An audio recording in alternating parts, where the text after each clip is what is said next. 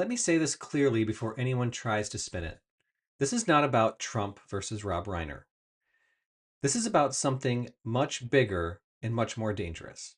It's about how openly demeaning, dehumanizing language from people in power has become normal, not controversial, not shocking, just expected.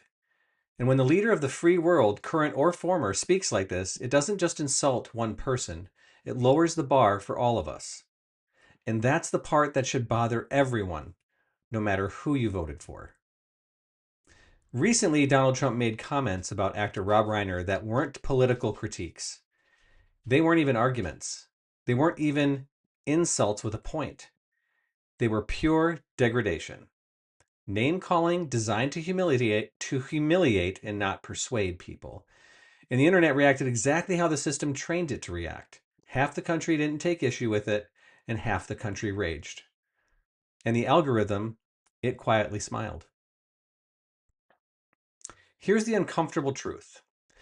Trump didn't invent this behavior. He just proved how profitable this behavior can be.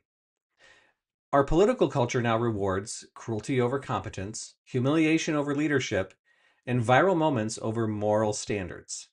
And once one side realizes degradation works, the other side doesn't push back on the principle, they just push back with their own version of it. That's not resistance, that's escalation. There used to be something most Americans agreed on, even when we disagreed on policy, that the presidency should elevate behavior, not drag it into the gutter. You didn't have to like the person, you didn't have to vote for them, but there was a baseline expectation of dignity. And when that baseline disappears, it doesn't hurt one side, it erodes the entire system. If you cheer this when it's aimed at someone you dislike, you do not get to be outraged when it's aimed at someone you love. This kind of language doesn't stay at the top. It trickles down into board meetings in local areas, into comment sections on the internet, into how we talk to our neighbors. When leaders model contempt, they give permission for everyone else to do the same without consequences. And then we all stand around asking, why does everything feel so angry all the time? You don't have to be on the side of Rob Reiner or on the side of Donald Trump. You don't even have to agree with me politically. All you have to do is agree to this. We should not tolerate leaders who degrade people for sport. Not because it offends us, but because it weakens us.